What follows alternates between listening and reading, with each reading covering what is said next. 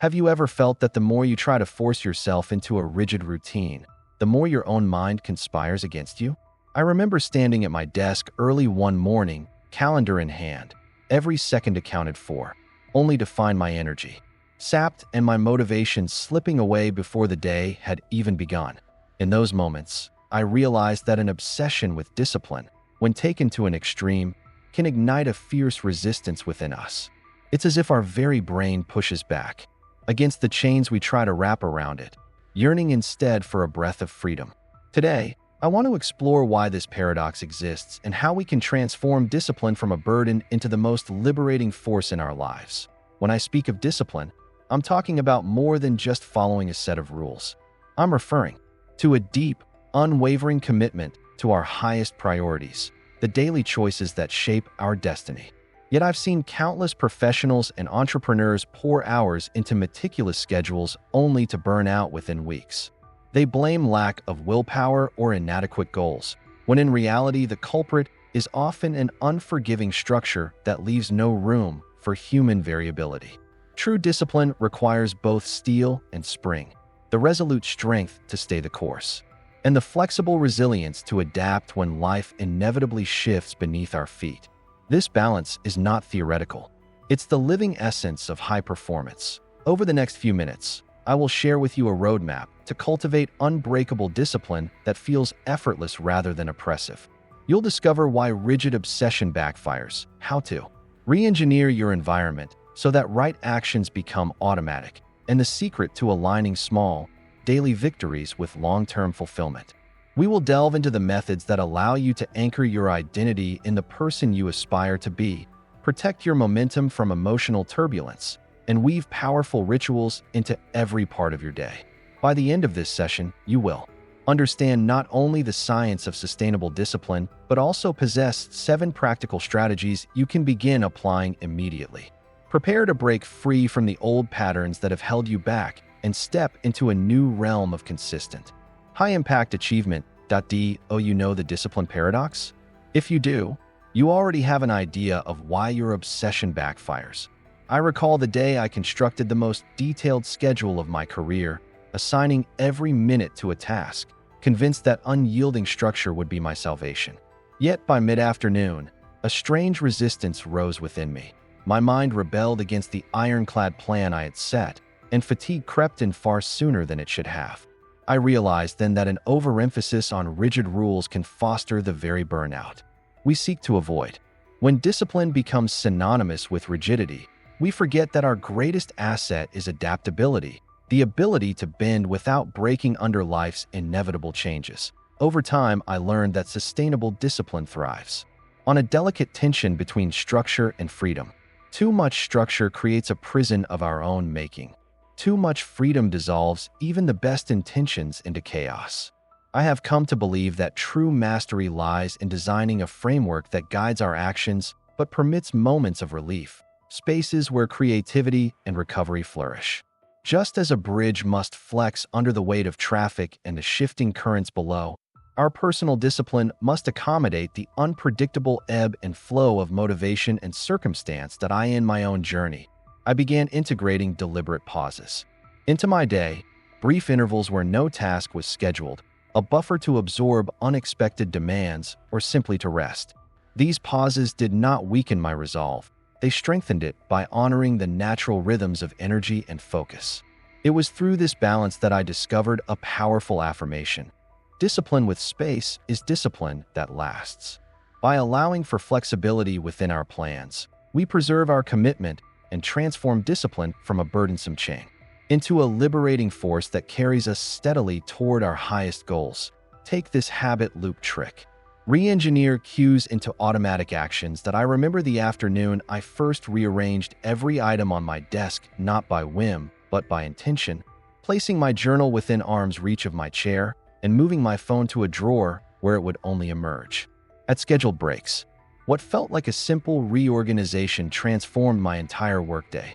I found myself opening the journal to plan my morning before I even realized what I was doing.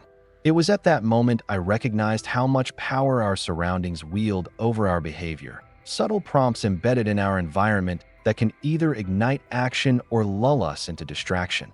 Over years of experimentation, I came to see habits not as feats of willpower, but as circuits wired into our daily routine, triggered by cues so ordinary we scarcely notice them. The ring of a phone, the sight of a coffee cup, the feel of a keyboard under our fingers. Elite performers understand this phenomenon intuitively, sculpting their surroundings so that the reminders to act are built into the very fabric of their day. By treating cues like signposts rather than afterthoughts, we bypass the constant battle against temptation and conserve our mental energy for meaningful work. That I once coached a team whose members struggled to maintain their morning planning routine. Together, we identified 3 key moments in their day: the moment they woke, the instant they opened their laptop, and the pause before lunch, and assigned each a simple reminder: a sticky note on the alarm clock, an inspirational quote wallpaper on the computer, and a brief audio prompt on their phone at noon. Within a week, they reported that the planning habit felt as automatic as brushing their teeth. This transformation revealed a powerful truth. By re-engineering cues, we can make disciplined action as effortless as breathing. In embracing this approach, I crafted a personal ritual.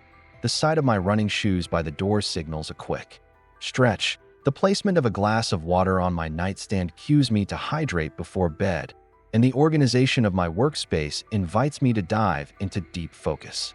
Each cue serves as an invisible hand guiding me toward the behaviors I desire, eliminating the friction that once stood in my way. In this way, discipline shifts from a daily struggle into a seamless flow, where the environment itself becomes an ally rather than an obstacle. Let's learn once and for all how to control your reward cravings. There was a time when I celebrated each milestone with grand gestures, treating myself to gourmet coffee, browsing the internet for hours, or indulging in aimless scrolling. Those dopamine-fueled highs felt exhilarating at the moment, but I quickly noticed a familiar crash. Motivation evaporated, and tasks I once tackled with enthusiasm suddenly seemed insurmountable. I came to understand that when we chase instant rewards, we unwittingly condition our mind to expect peaks of pleasure at every turn, making the steady grind of true progress feel underwhelming by comparison. Delving deeper into my own patterns, I discovered that our brain's reward system is exquisitely sensitive to novelty and intensity. A small victory becomes less satisfying if it lacks the dramatic flair of the previous achievement, and soon we find ourselves chasing ever greater stimuli just to feel the same spark of enjoyment. This insidious drift can erode the very foundations of consistent effort, for it turns discipline into a roller coaster dependent on external validation rather than an internal commitment to our goals. I devised a simple yet powerful recalibration. Break down large objectives into a constellation of micro wins that delivered just enough dopamine to reinforce progress without triggering a subsequent crash. Each morning, I note 3 specific accomplishments I can achieve before breakfast: a brief meditation, writing 200 words, or completing a set of push-ups, and celebrate them mentally without resorting to extravagant rewards. Over time, these modest triumphs accumulate into an unwavering sense of momentum, anchored in the quiet satisfaction of doing what I said I would do. While aligning small wins with my long-term vision, I witnessed a profound shift. The act of showing up became its own reward, and the temptation to seek shortcuts faded into the background. I remind myself daily with the affirmation, steady progress is the greatest thrill, reinforcing the idea that true fulfillment lies in disciplined consistency rather than fleeting bursts of pleasure. In mastering this delicate interplay between dopamine and discipline, we reclaim our capacity to pursue lasting achievements with calm determination and enduring motivation. You need an identity anchor to become a disciplined person. I still remember the morning I stood before a mirror, not as the person I was yesterday, but as the person I intended to become, declaring in a clear voice, "I am someone who honors my commitments without hesitation." In that moment, I realized that discipline is less about external schedules and more about the story we tell ourselves about who we are. Our self-image serves as the anchor for every choice we make. If we identify as a disciplined individual, every action flows naturally from that belief. Over the years, I observed that people who sustain rigorous habits don't rely solely on motivation. They see themselves through the lens of an unshakable identity. They don't wait for inspiration. They embody their future selves in every decision. I worked with an executive who, for 30 days, recited a personal declaration each morning. I am a person of unbreakable focus and integrity. By the end of the month, the daily ritual had reshaped his mindset so profoundly that he instinctively protected his most important work from distractions, without conscious effort. This process hinges on the simple act of naming and embodying the desired identity. When I crafted my own declaration, I paired it with micro-commitments, a single moment each day when I acted in perfect alignment with that identity, whether it was choosing a glass of water over coffee or completing a challenging email first thing in the morning. Each micro-commitment served as a living proof that I was indeed the person I proclaimed to be, reinforcing the anchor of this new self-image. In embracing this method, I taught myself to speak and behave as if my future disciplined self already existed. The language shifted from "I will" to "I am," and with that shift, the gap between intention and action dissolved. Every choice became an opportunity to confirm my identity rather than a test of willpower. Through this transformation, discipline ceased to be an external demand and became the natural expression of who I had decided to be. There is an emotional firewall, which serves to protect your discipline from mood swings that I have felt the crushing weight of a single dark cloud of emotion derail an entire day's worth of planning and focus. One afternoon, despite my best-laid schedule, I found myself paralyzed by discouragement after reading a discouraging email, and my carefully arranged routine collapsed under that sudden wave of doubt. In that moment, I understood that our greatest adversary is often not external circumstance, but the volatile nature of our own mood. Without a mechanism to shield our intentions from these internal storms, even the strongest commitment can unravel. In an instant, over time, I developed what I call an emotional firewall, a twofold ritual combining mindful awareness with contextual reframing, designed to intercept mood swings before they sabotage our progress. First, I pause in the midst of distraction to acknowledge the emotion. I name it, whether it is frustration, boredom, or fear, and accept its presence without judgment. This simple act of labeling dissolves much of the emotion's intensity, for the mind cannot fully inhabit a feeling it has already observed objectively. In that brief moment of awareness, I create a buffer between impulse and reaction. Second, I employ a contextual reframing technique that shifts my perspective from the emotional trigger back to my larger purpose. If irritation strikes after a delayed response to an important message, I remind myself that setbacks are signals guiding me to refine my process, not reasons to abandon it. By consciously replacing a defeatist narrative with one of resilient learning, I transform mood swings into opportunities for growth rather than derailments of my discipline. Each reframe strengthens the firewall, reinforcing the principle that my commitment transcends fleeting feelings. Through consistent practice, I have come to regard emotional fluctuations as routine weather patterns, expected, manageable, and never permanent.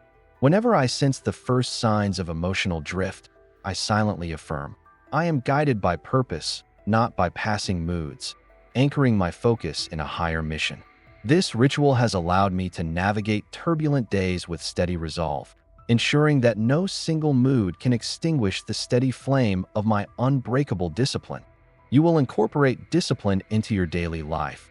In the early hours before dawn, I found myself pausing on the threshold of my home office, pondering why my grandest plans often unraveled by midday.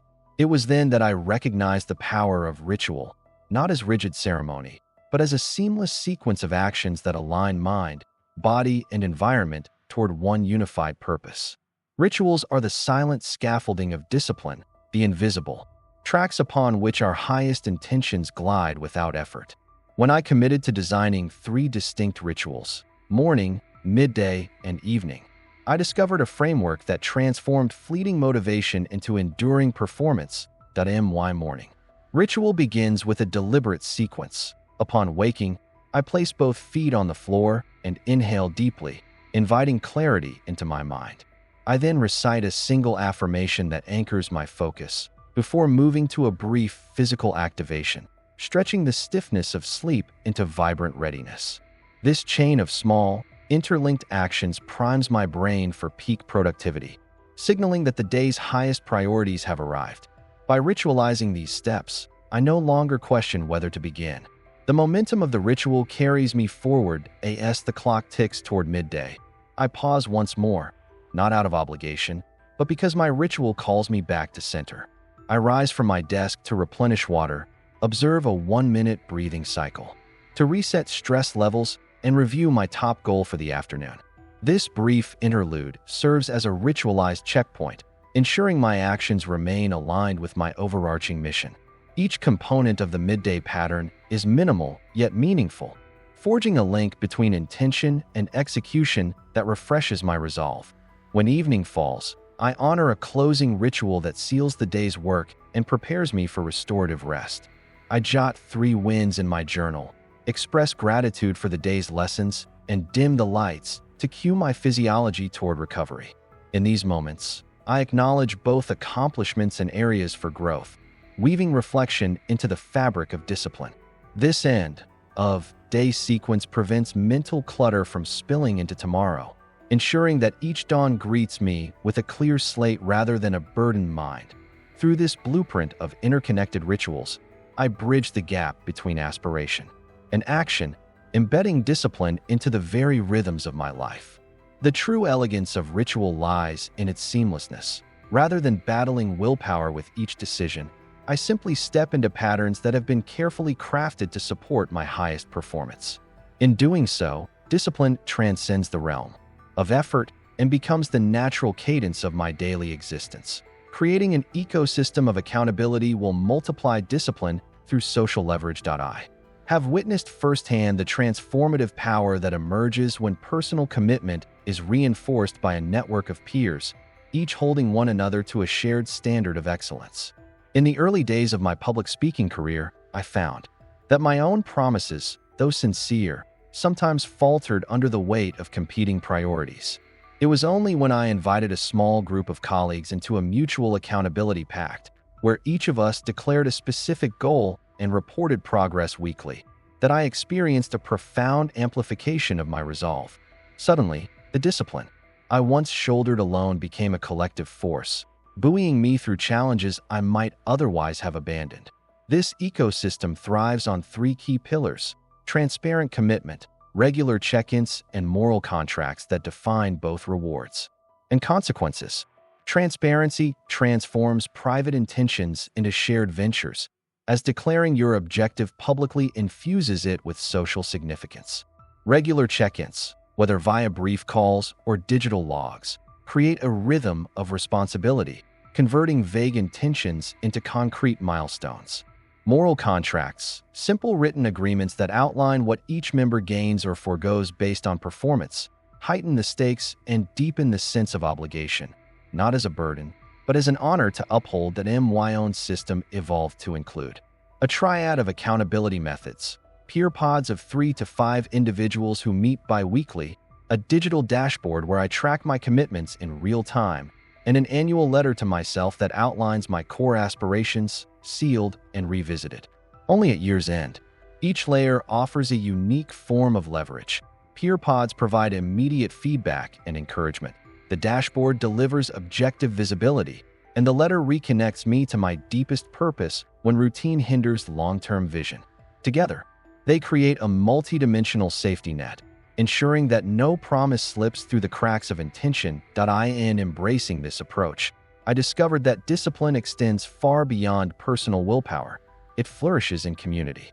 The gaze of trusted peers, the accountability of a shared commitment, and the gravity of a written pact become catalysts that transform solitary effort into sustained momentum.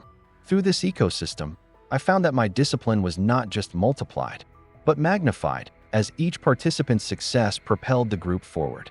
It is within this web of mutual accountability that unbreakable discipline truly takes root, carrying each individual toward their highest potential. That I feel the profound shift that occurs when discipline is no longer a willful struggle, but an integrated expression of our highest purpose. We began by exposing the paradox that rigid obsession often backfires, and moved through the art of reshaping our environment so that cues prompt automatic action. We learned to tame the allure of instant rewards, anchoring our motivation in steady micro-wins, and to claim the identity of the disciplined person we aspire to become.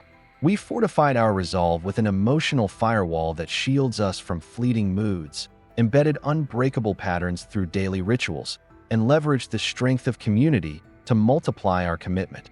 Each of these strategies stands on its own, but it is their interplay that forges unshakable discipline. When you balance structure with flexibility, your plans bend without breaking. As you design cues that bypass willpower, actions flow effortlessly. By aligning small victories with your long-term vision, you replace the highs and crashes of dopamine, chasing with the calm confidence of consistent progress. When you anchor your identity in disciplined purpose and protect it from emotional turbulence, your resolve endures through every storm. Rituals weave these practices into the fabric of your day, and the accountability ecosystem magnifies your commitment through shared responsibility. You now hold 7 pillars of lifelong discipline: paradoxical flexibility, cue engineering, dopamine calibration, identity anchoring, emotional resilience, ritual integration, and social leverage. These are not abstract theories, but living principles that you can embody immediately. The only thing between you and the person you wish to become is the decision to apply these strategies today. There is no perfect moment in the future. There is only the moment you choose right now to step into your highest self. Decide today to embrace discipline as a liberating force rather than a burdensome demand. Select one pillar to focus on in the coming hours and honor it with your full attention. As you weave these methods into your life, you will discover that unbreakable discipline is not a rare gift bestowed upon a few, but a skill you build with deliberate practice.